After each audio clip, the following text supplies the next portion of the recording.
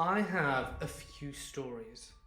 I was in an abandoned factory that had an underground complex. It used to be used for storage and went under the rest of the block, including the old workers' houses, which were now just people's homes. To get down there, you had to put a grappling hook through some pipes and lower yourself down on a harness. After that, we had to shimmy along some beams while still on the harness and over an open sewer.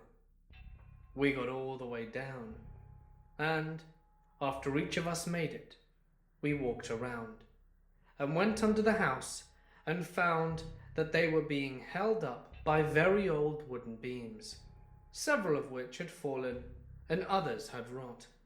There was another incident in an abandoned maintenance tunnel in Philly.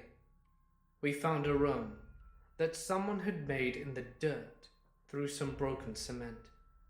It was full of women's underwear and child's bathing suits, most likely stolen from the nearby pools lost and found. In another abandoned house, we had someone living in it who was very mad, and they were very high, and basically told him that we were leaving, and he kept advancing, and then threatened to kill us with a hook. In another abandoned house, we found a pile of dead animals. Someone was finding roadkill, scraping them up off the ground, and bringing them to this abandoned basement to let them collectively rot. We didn't understand why, but we didn't want to meet the sicko that was doing this.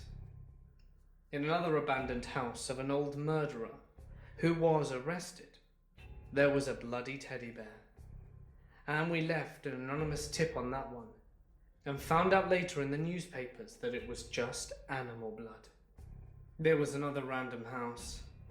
This was in an upscale neighborhood with a bank-owned manor. I actually had permission to be there. The bank had put out a thing looking for junk removal services, and I won the contract saying I would do it for free, that I had a hauling truck, and references showing that I'd done it before. I walked through and one of the doors was locked, and I called and asked if they had a key. They said no, and so I asked them what, and they said I could break the frame as it was going to be replaced. I found out how hard kicking a door down was when it's metal with a metal frame.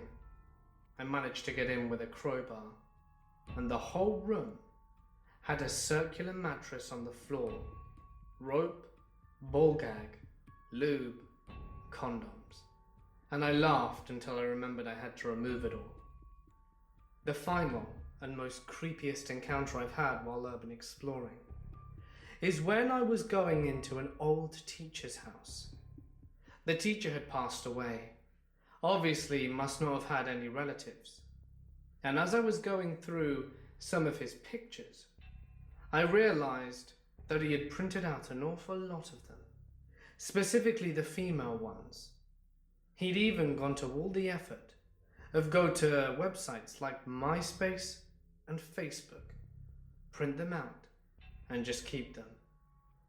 I don't know for sure if he was just being really weird or perverted, but it gave me an eerie feeling, seeing as he taught my class back in the day.